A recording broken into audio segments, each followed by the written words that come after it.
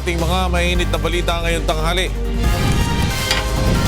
ipatutupad na seguridad at traffic management para sa translasyon sa Quiapo sa Enero 9, isinasapinal na. Chinese national na co-accused ni Lieutenant Colonel Ferdinand Marcelino sa isang drug-related case, sumuko na rin sa NBI. Ikalawang bahagi ng dagdag sweldo para sa mga pulis at sundalo matatanggap na ngayong Enero. Russia handa magbigay ng ayuda para sa kampanya ng Pilipinas kontra piracy at terorismo. Amerika tiniyak namang mananatiling matibay ang relasyon nito sa bansa sa kabila ng planong naval exercises ng Pilipinas at ang Russia. Pangulong Rodrigo Duterte tinanghal na 2016 Person of the Year ng isang weekly magazine sa Hong Kong. At 5 pamilya na nangangalakal ng basura sa Mandaluyong City, pinaligaya ng UNTV at Members Church of God International. Magandang tanghali po sa inyong lahat. Tinulungan ng UNTV News and Rescue Team ang isang babaeng binato ng bote ng kanyang kasamahan sa trabaho sa Baguio City. May report si Grace Doctolero. Habang nag-ikot ang UNTV News and Rescue Team sa Baguio City, isang ginang ang naabutan ng grupo na may sugat sa noo habang nagfa-file ng blotter sa Police Station 7 pasado 2:00 kaninang madaling araw. Ayon sa biktima na si Vanessa Adorton, 31 anyos, binato mano siya ng bote ng beer ng kasamahan niya sa trabaho sa isang resto bar sa Nagilian Road. Nagtamo si Adorton ng bukol at sugat sa kanang noo. Nagad namang nilapatan ng pangunang lunas ng UNTV News and Rescue Team. Matapos nito ay minonitor rin ng grupo ang vital signs ng biktima. Tumanggi nang magpadala sa ospital ang biktima. Patuloy rin ang investigasyon ng Baguio City Police Station 7 sa nangyaring insidente. Grace Doctolero, UNTV News and Rescue, Baguio City. Isinasapinal na ng lokal na pamahalaan ng Maynila at mga ahensya ng pamahalaan ang security measures na ipatutupad para sa isasagawang translasyon sa Quiapo sa January 9. Mula sa Maynila, may report si Nel Maribohok live. Yes, Nel. Flor, isang joint task force ang binuo ng Armed Forces of the Philippines para sa pagpapatupad ng seguridad sa Maynila sa January 9 para sa prusisyon sa Quiapo area. Ayon kay Colonel Wylla binasoy ng AFP, magpapakalat sila ng mga K-19s at personnel sa pangunahing kalsada ng Maynila para sa seguridad ng mga taong pupunta dito. Sinabi rin kay ni Colonel Binasoy, wala naman silang natatanggap na anumang banta ng panggugulo sa magaganap na religious event. Sinabi rin ng AFP Task Force na maglalagay sila ng signal jammers sa Manila area at kung maaari anya ay walang magpapalipad ng drones. Ngunit ipapaubaya anya nila sa Civil Aviation Authority of the Philippines ang regulasyon sa pagpapalipad ng drones sa araw na ito. Ipapakalat naman ng Philippine Coast Guard ang kanilang mga floating assets sa Manila Bay at Pasig River. 6 na fire trucks naman ang ide-deploy ng Bureau of Fire Department. Yan muna ang ating update, Flor. Maraming salamat sa iyo, Nel Maribohok, na gulat mula sa Maynila. Samantala, magde-deploy ang Metropolitan Manila Development Authority o MMDA ng 1,000 personnel upang isaayos ang trapiko habang isinasagawa ang translasyon. Mula sa Makati City, may report si Joan Nano live. Yes, Joan. Yes, tanghali sa iyo, Flor. Nasa 1,200 mga tauhan ng Metro Manila Development Authority ang nakatakdang i-deploy sa paligid ng Irene Grandstand at sa Quiapo area. Simula yan sa darating na Sabado para sa gaganaping prosesyon sa Quiapo sa Lunes, January 9. Layo nito na maisaayos ang daloy ng mga sasakyan sa mga lugar na madadaanan ng isasagawang prosesyon dahil sa inaasahang pagbigat ng trapiko. Aagapay rin ang mga taga-MMDA para sa pagpapanatili ng kaligtasan ng mga taong makikilahok sa naturang prosesyon, kung saan maglalagay rin ang ahensya ng mga emergency response tents upang magbigay ng agarang atensyong medikal sakaling may mangyaring aksidente. Bukod nga sa mga personnel, ide-deploy rin ng MMDA ang kanilang mga road emergency vehicles gaya ng tugboat, traffic mobile patrol at mga mobile surveillance communications unit. Maglalagay rin ang MMDA ng mga plastic barriers sa mga nabanggit na lugar upang mas madisiplina ang mga tao sa mga area na dapat nilang daanan at maiwasan nga ang pagtutulakan na kadalasang pinagmumula ng aksidente. At upang mabigyan naman ng alternatibong transportasyon ng mga pasaherong posibleng ma-stranded dahil nga dyan sa okasyon na gaganapin, extended ang operasyon ng Pasig River Ferry System sa Lunes. Magsisimula ang unang biyahe ng Pasig Ferry Boat simula Guadalupe hanggang Escolta ng alas 5:30 ng madaling araw at ang huling biyahe naman ay itatakda hanggang alas 7 ng gabi. At yan muna ang latest mula pa rin dito sa Makati. Balik sa'yo, Flor. Joan Nano live sa Makati City. At sa iba pang mga balita, pinahayag ng Budget Department na matatanggap na ng mga pulis at sundalo ay ikalawang bahagi ng increase ng kanilang sweldo ngayong buwan ng Enero. Narito ang report ni Aga Kaakbay.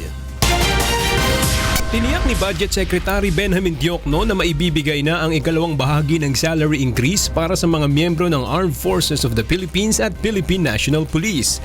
Ang naturang increase ay bahagi ng 4th Tranche Salary Adjustment Program na may layong doblihin ang take-home pay ng mga uniformed personnel pagsapit ng January 2018. We would be able to comply with the desire of the President to double their take-home pay by January of 2018.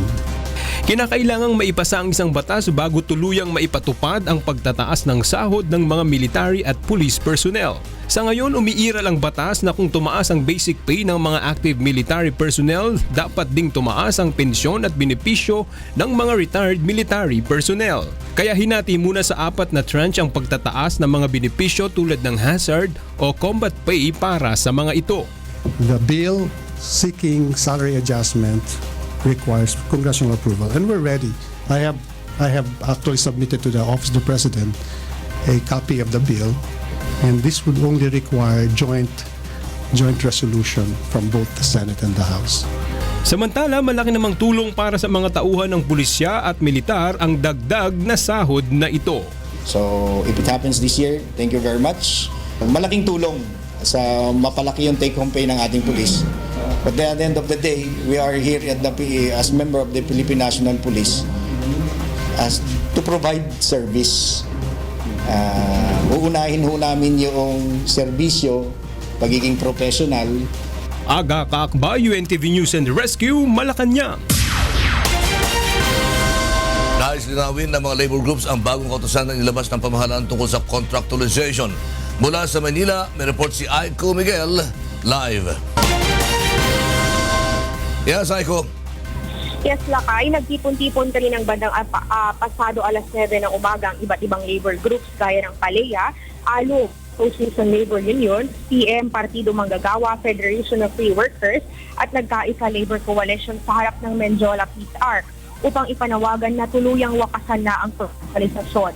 Sigaw ng mga grupo na hindi anya sagot ang bagong Department Order 168 ng DOLE dahil bagong uri ng kontraktualisasyon ang nakapaloob dito. Hiling ng mga ito na makausap ang Pangulong Duterte at magkaroon sila ng pagpupulong upang ipaabot na hindi solusyon ang Department Order na tuluyang wakasan na ang kontraktualisasyon.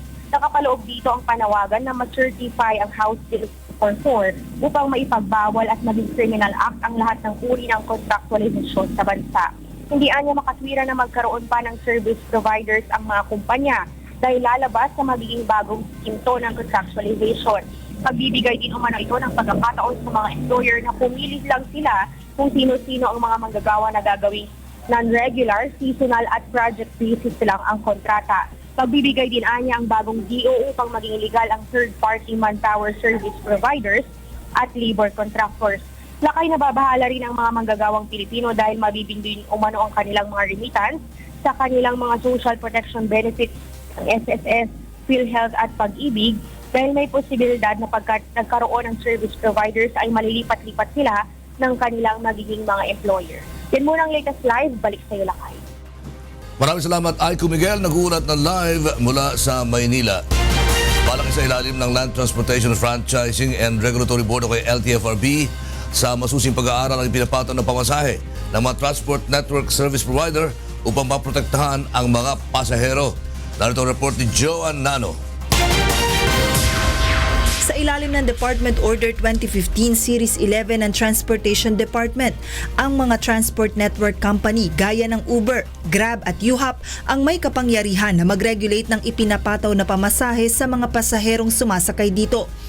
Kamakailan ilang reklamo hinggil sa labis na paniningil ng pamasahe sa mga pasahero ng TNVS ang natatanggap ng Land Transportation Franchising and Regulatory Board. Paliwanag ng TNVS, ito ay dahil sa ipinatutupad na price surge na kadalasang dumidepende sa lokasyon ng mga pasahero. Kung si pasahero po ay nanggaling po sa Makati at wala pong sasakyan sa within Makati at manggagaling ang sasakyan sa bandang Mandaluyong, nagkakaroon po tayo ng price surge. Kasi po, manggagaling pa po ang sasakyan natin from Mandaluyong pa po, ma'am. Sa traffic din po, isa rin po sa mga kino-consider po yan ng system.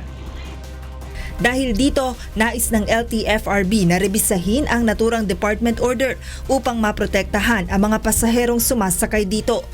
And we have to do this to set the record straight, to put things in order, and to put some regulation on the TNCs and TNVS, because right now it's all their game, not to the terms of LTFRB.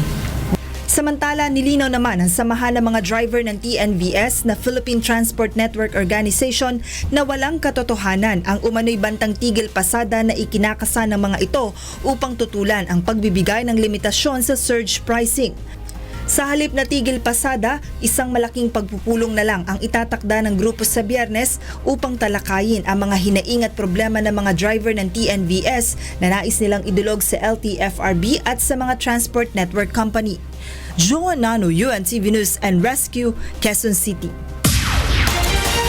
Sa kustodiya na rin ng mga otoridad ang Chinese national na si Yan Yi Shou alias Randy, co-accused ni Marine Lieutenant Ferdinand Marcelino sa kasong may kaugnayan sa illegal na droga. Ayon kay Justice Secretary Vitaliano Aguirre, sumuko kagabi si alias Randy sa NBI Special Task Force na pinangungunahan ni Agent Moises Tamayo. Lalo nang sumuko kahapon sa Armed Forces of the Philippines si Marcelino.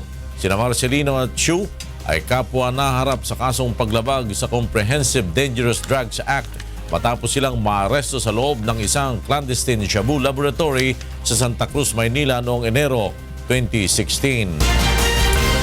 Muling irerekomenda ng Department of Justice kay Pangulong Rodrigo Duterte na bigyan ng executive clemency ang may 134 na matatanda ng bilanggo. Narito ang report ni Grace Casin.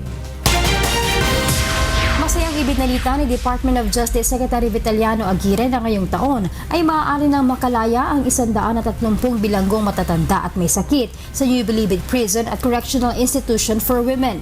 Muling isinumite ng kalihim kay Pangulong Duterte ang pangalan ng mga bilanggong nasa mahigit 70 anyos at nakulong na ng mahigit 40 taon. 2 dito ang bibigyan ng absolute pardon, 18 ang conditional pardon without parole, 14 ang conditional pardon with parole at 100 ang bibigyan ng commutation of sentence. Itong commutation of sentence, they will be released when they've reached serving the commuted sentence.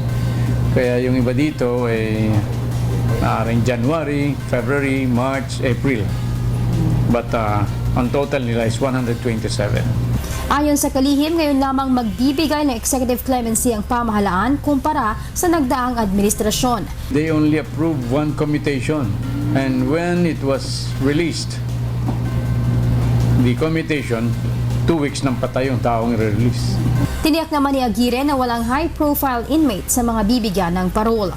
Nitong nakaraang Nobyembre, una nang binigyan ni Pangulong Duterte ng absolute pardon ng aktor na si Robin Padilla matapos makulong dahil sa illegal possession of firearms noong 1994. Grace Casin, UNTV News and Rescue, Department of Justice. Pagpapaliwanagin ng Philippine National Police o PNP ang mga pulis na hindi nag-duty sa pagsalubong sa bagong taon. Mula sa Camp Crame, may report si Leia Ilagan live. Leia? Magandang tanghali sa iyo, Flor. Pagsusumitihin ng Certificate of Appearance ng Philippine National Police ang mga tauhan upang malaman kung nag-duty ang mga ito sa 12-hour period na pinatututukan ni PNP Chief Police Director General Ronald Bato de la Rosa sa pagsalubong ng bagong taon. Ayon kay PNP spokesperson Police Senior Superintendent Jonardo Carlos ang naturang Certificate of Appearance ang katunayan na nag-duty sila mula alas 5 ng hapon ng December 31 hanggang alas 5 ng umaga ng January 1, 2017. Ngayon, aniya ko kolektahin ng PNP Directorate for Operations ang mga Certificate of Appearance para matukoy kung sino sa mga ito ang hindi tumugon sa malinaw na direktiba ng Chief PNP. Kung matatandaan, kinansila ni Bato ang New Year's break ng lahat ng pulis at inutusang mag-report sa pinakamalapit na istasyon kung saan sila nagbabakasyon. Tulad ng kanyang utos, nag-report din si Bato sa Davao Police at nagpatrolya sa Davao dahil doon siya nagbakasyon. Nasa 470 na pulis ang nag-report for duty sa Camp Crame noong bisperas ng bagong taon na idiniploy sa mga lansangan sa 5 distrito dito sa Metro Manila. Balik sa Flor. Laylagan nagulat mula sa Camp Crame. Handa ang Russia na magsagawa ng maritime drill kasama ang Pilipinas at suportahan ang kampanya laban sa international terrorism at pamimirata ng Administrasyong Duterte. Narito ang report ni Mirasol Abogadil. Dumating na sa bansa ang 2 Russian Navy vessels para sa 5 araw na goodwill visit sa pangunguna ni Rear Admiral Edward Mikhailov, ang Deputy Commander ng Flotilla of Russian Navy Pacific Fleet. Ang anti-submarine vessel na Admiral Teributs at ang sea tanker Boris Botoma ay dumaong kahapon sa Pier 15, South Harbor, Manila. Sa pagbisita ng Russian Navy, ipinamalas ng mga ito ang anti-terrorism capabilities ng naturang warship. Вооружение российских военно-морских сил или военно-морского флота России мы готовы продемонстрировать и на нашем текущем визите, а также в ходе выставок, которые проходят во всем мире. Например, такие выставки проходили недавно в Джакарте, где военно-промышленный комплекс Российской Федерации предлагал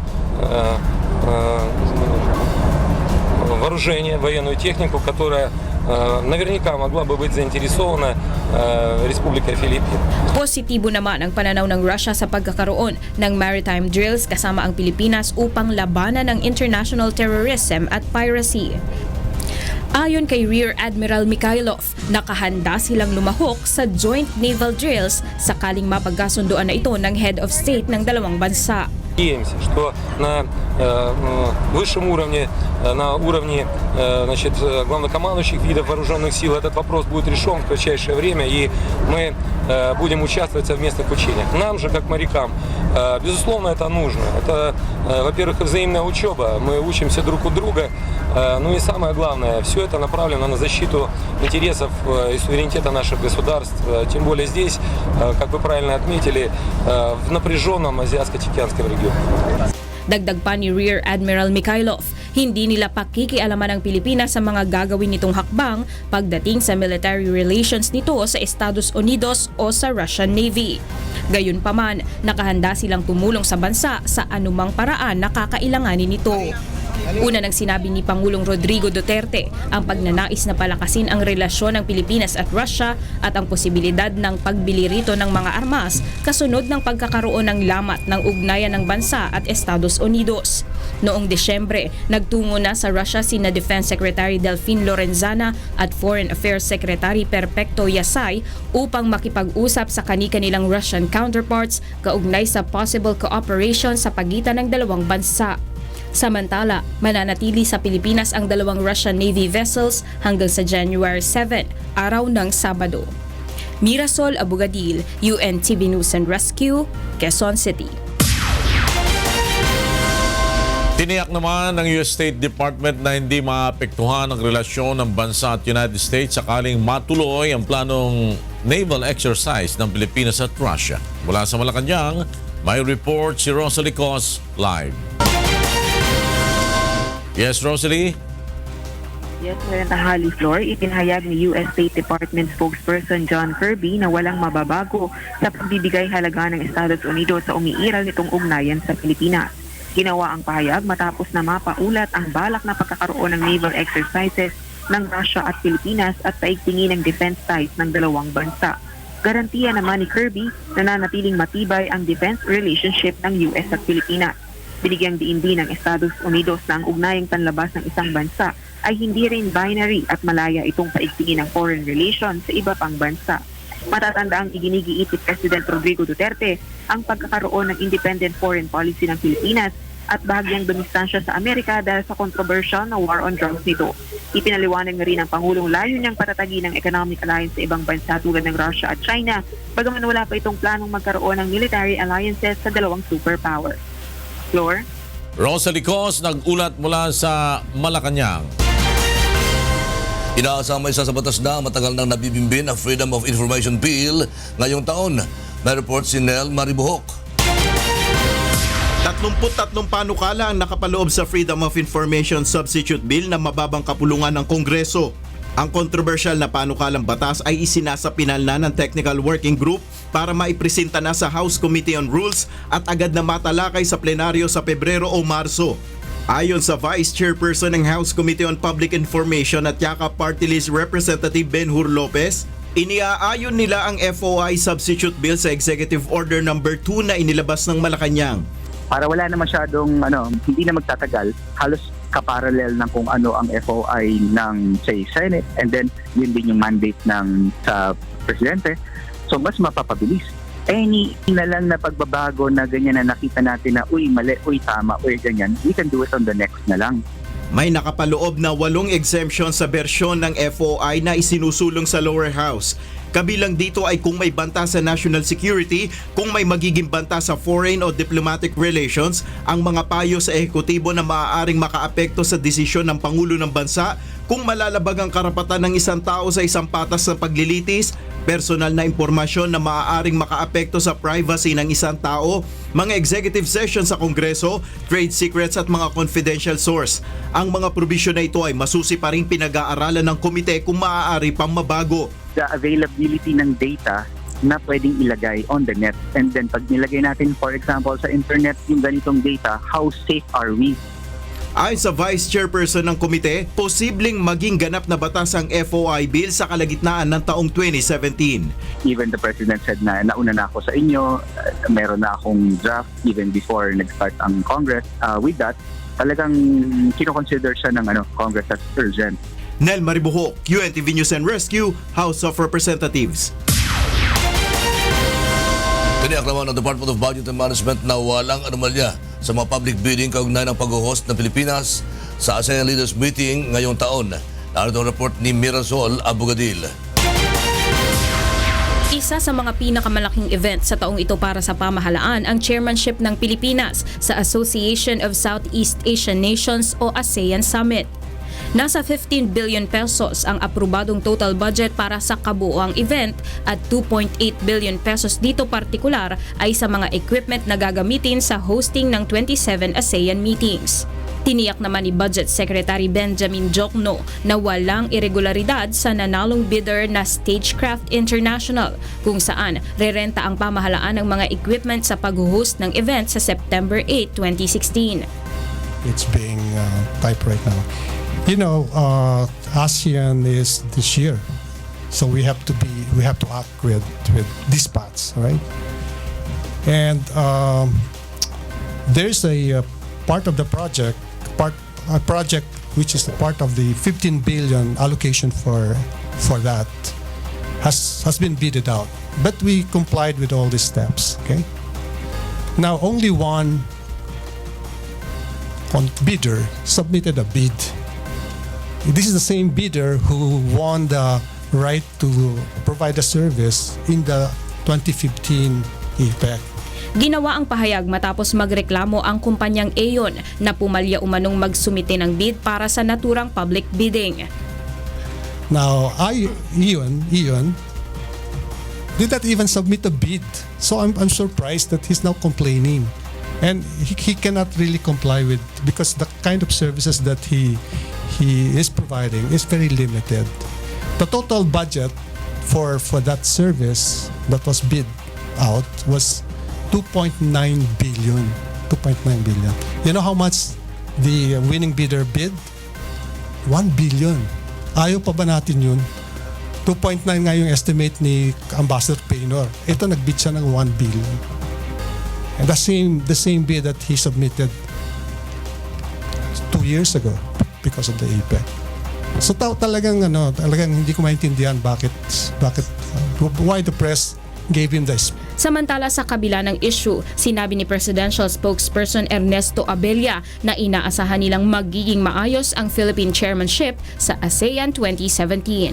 What can we expect in the Philippine hosting? Well, we don't have specifics, if that's what you're asking.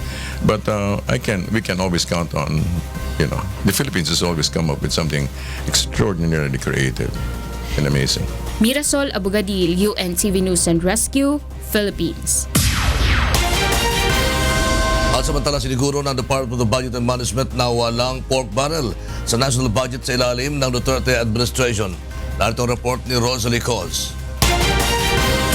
So as I said, this budget and future budgets will be compliant with the two Supreme Court decisions. Okay, that's why I have also filed a budget reform bill so that after us, maybe the next president or next presidents will try to honor the Supreme Court decision. Okay?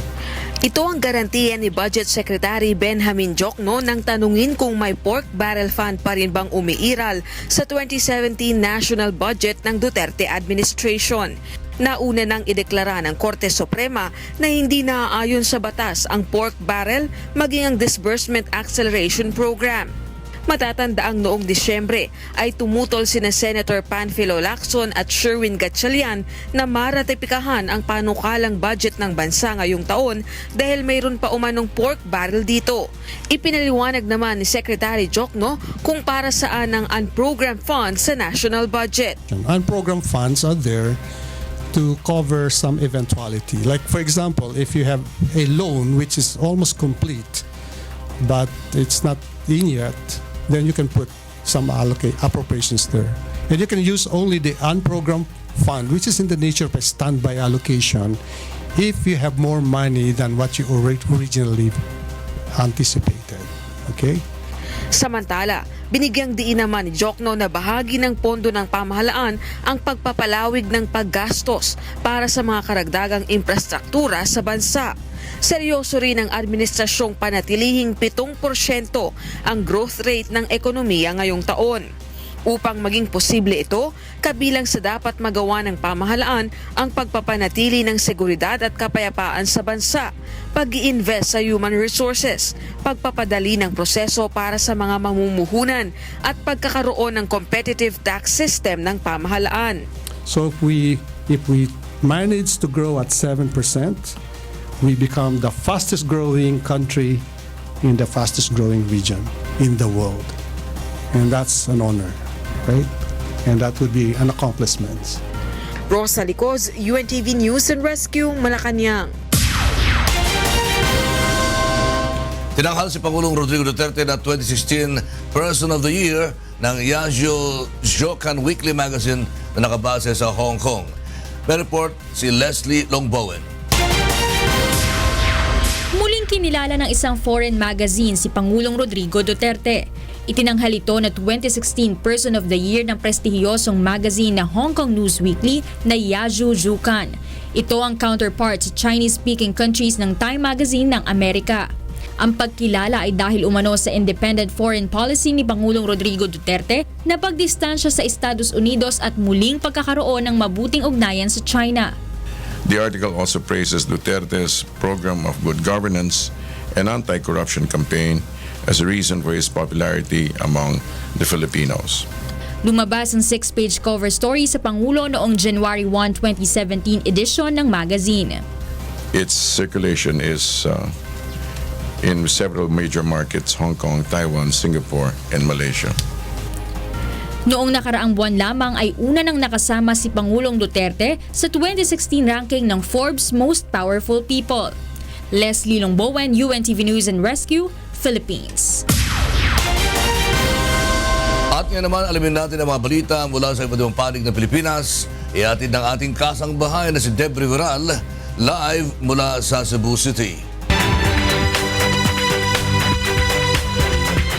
Maayong to, Deb! Yes, daghang salamat Lakay ug maayong udto sa atong mga kasangbahay. Aniya na ang mga balita gikan sa nagkalain-laing dapit sa atong nasod. 40 Natay 4 nga patay nga iro ang anaa sa freezer nga nasakmit sa mga pulis sa usa ka balay sa San Pedro, Laguna, human kini gireklamo sa taga Network for Animals. Samtang nakit ang patay ang mag-live-in partner nga adunay pinusilan sa lawas sa Magdalena, Laguna kagahapon. Kini ang report ni Sherwin Kulubong. Sinalakay ng San Pedro Police ang bahay ni Roberto Medina Jr. sa Kalye Pogi, Barangay San Roque, San Pedro, Laguna kahapon. Matapos itong isumbong ng pinuno ng Network for Animals na si Melchor Alipio na may mga asong nakatape ang nguso na nakalagay sa kulungan sa labas ng bahay ni Medina. Pagdating sa lugar, 5 aso ang nadatna ng mga operatiba na nasa loob ng kulungan. Ngunit sa loob ng 3 freezer sa bahay ng suspect, 44 na patay na aso naman ang kanilang natagpuan. Nabutan namin yung 5 aso na nakalagay dun sa cage niya, nakabusal nga.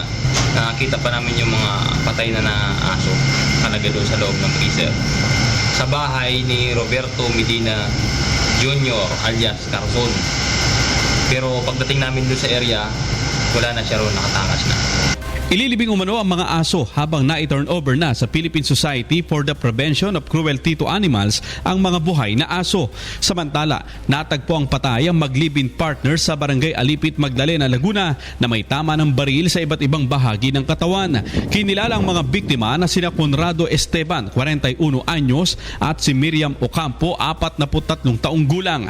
Sa inisyal na investigasyon ng Magdalena Police, pauwi na si Esteban sa kanilang bahay ng tambangan ng mga hindi pa nakikilala mga suspect habang sa bahay naman binaril ang live-in partner nito. Pinaghahanap na ng mga otoridad ang nakaaway umano ni Esteban sa kalapit na barangay na posible umanong responsable sa pagpatay sa mga biktima. Sherwin Kulubong, UNTV News and Rescue, Laguna.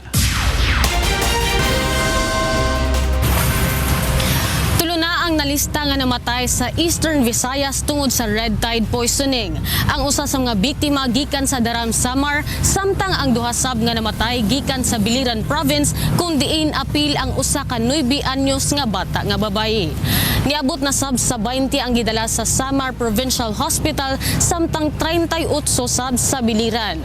Kini sila nakakaon og shellfish nga kontaminado sa red tide. Maong nagpahinumdum og balik ang Bureau of Fisheries and Aquatic Resources sa publiko nga dili mo kaon og shellfish sa mga lugar nga apektado sa red tide.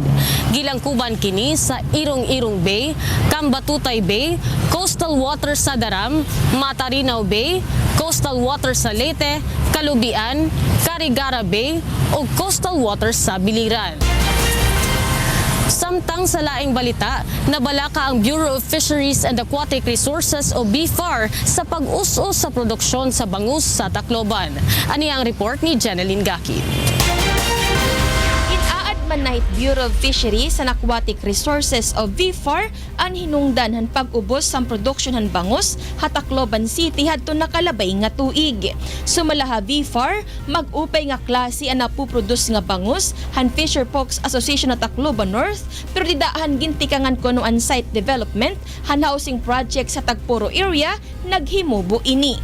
Baka yung mga housing na bago ngayon na tinayo dala ng pag-dredge o pag-ano ng mga mountains, di ba? Siguro yung residue na pupunta dito sa dagat. Sumalaha City Agriculturist Office, maabot por luminos 3,000 ka kilo ang kada fish cage ang ira na ha-harvest nga bangus ha Tacloban North han una. Sobra 7 kayo kotliwat nga fingerlings ang sulodhan kada cage nga aada ha 150 ha kabugusan. Samtang iyap dugang liwat nga kita para ha mga parupangisda usa nga fish processing plant ang plano itindog han lokal nga panggobyernohan ha norte. Most probably battling of bangus. We have to consider also the potential market. Since if we will consider the volume, maybe we have also to consider the exporting the product. Hapag kaya na, nagduol na ahensya yung proposal para iton pagbubuhaton nga training sugad manhan ibubuta nga water source sa norte para hini nga proyekto. Iginsumat gihapon han BFAR ngayon na nga tuig magahatag irahin gill nets, crab pot, ngan fish pot ha mga parupangisda nga ire-rekomenda iton local government units. Jeneline Gakit, UNTV Notisyangan Bulig, Tacloban, Leyte. Og kana ang mga balitang atong gitutukan gawas sa kauluhan. Gikan dinhi sa Cebu City, balik din ha sa inyo Lakay. Nagasalamat, Deb Riveral.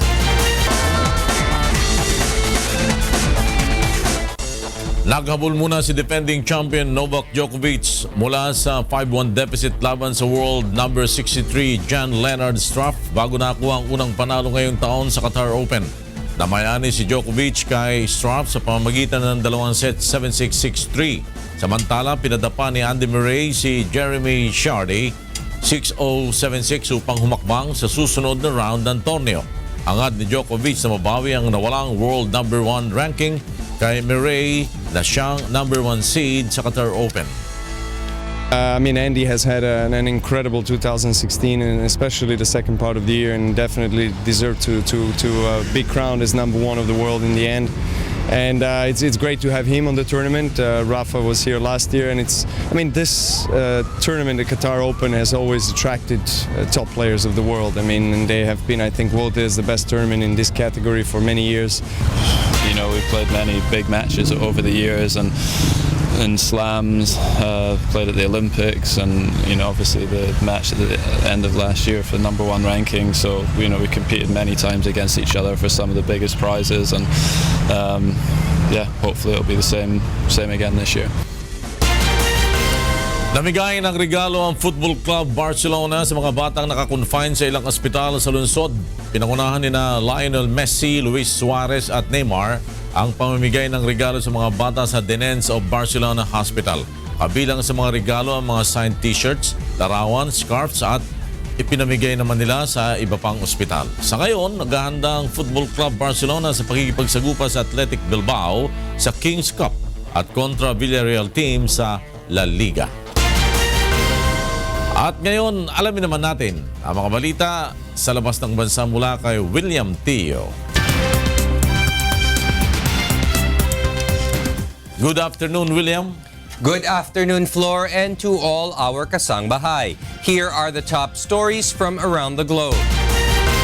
Thousands of passengers have been delayed when U.S. Customs computers experienced outage at some airports around the United States early this week. Clarence Shaughnessy reports. U.S. Customs and Border Protection or CBP's computer problem lasting about 4 hours hit several U.S. airports on Monday, causing long lines and delays at immigration checks as travelers returned from their New Year holiday. A statement from spokeswoman Jennifer Ivanitsky said that the delay hit from about 5 p.m. till 9 p.m. U.S. Eastern Standard Time, and all airports are now back online. Airports in places such as New York, Los Angeles, Miami, Boston, and Atlanta were all affected. At LAX Airport, the travelers said that the passengers on the flight had already been held back on the plane for about 45 minutes before being allowed to disembark. They were delayed once again after entering the airport. It wasn't terrible once we got here. It was probably about another half hour, but I have global entry. My friends don't have global entry, and we're still waiting on them. So, it's been probably about an hour and 15 minutes now. I think the machines were broken, the green cards weren't working. It was a mess in there. I don't know. Took forever, hour and a half maybe to get through the whole thing. I'm ready to go home. The cause behind the outage remains unknown, but the agency said in a statement that there was no indication the service disruption was malicious in nature. Clarence Shaughnessy, UNTV News and Rescue, New York, USA. Meanwhile, the Brazilian government will relocate gang leaders to other federal penitentiaries after the country's deadliest prison massacre in decades left 56 inmates dead in a scene of mutilated and burnt bodies this week. Authorities say they would move quickly to identify and transfer the gang bosses out of the crowded jail in the remote jungle state of Amazonas. A local drug gang known as North Family, which controls the prison complex in the city of Manaus, attacked inmates from a rival criminal group, exchanging fire with police and taking a dozen prison guards hostage. Police were also hunting down more than 100 inmates who escaped from the prison during the riot, which lasted around 17 hours. And in other news, a Ford Motor Company cancels a planned $1.6 billion factory project in Mexico after receiving harsh criticisms from President-elect Donald Trump for its Mexican investment plans. The second largest U.S. automaker said it will invest $700 million at a Michigan factory that would build new electric, hybrid, and autonomous vehicles. Ford Chief Executive Mark Field said the decision to cancel the new plant in Mexico was in part related to the need to fully utilize the capacity of existing facilities amid declining sales of small and medium cars, such as the Focus and Fusion. And those are the stories making headlines around the globe. Back to you, Flor. Thank you, William Theo.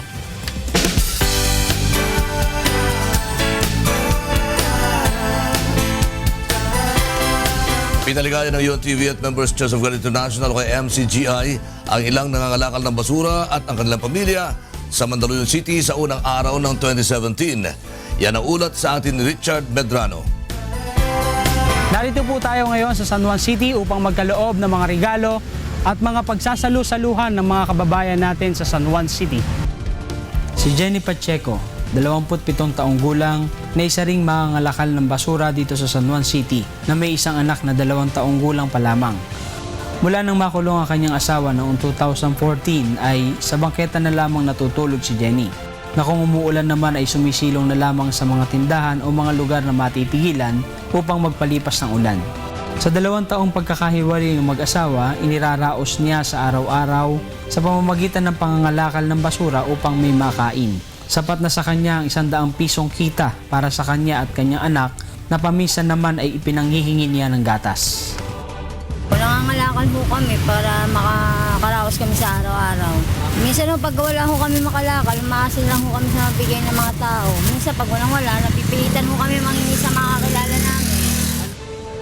Ayon kay Aling Jenny, ito lamang ang alam niyang paraan na mapagkakakitaan upang may maipangtawid sa maghapon para sa kanyang anak.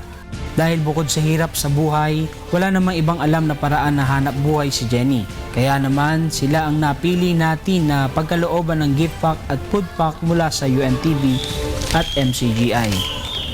Kaya sa gabing ito, sa pamamagitan ng UNTV at Members Church of God International, atin naman tinugon ang munting kahilingan ni Jenny Pacheco. Bukod sa pagkaing mapagsasaluhan, binigyan rin natin sila ng grocery item. Maraming salamat po. Malaking tulong na po sa amin yun. Kasi po, may kakaiwas po kami sa gastos at makakapaghanda po kami na maayos.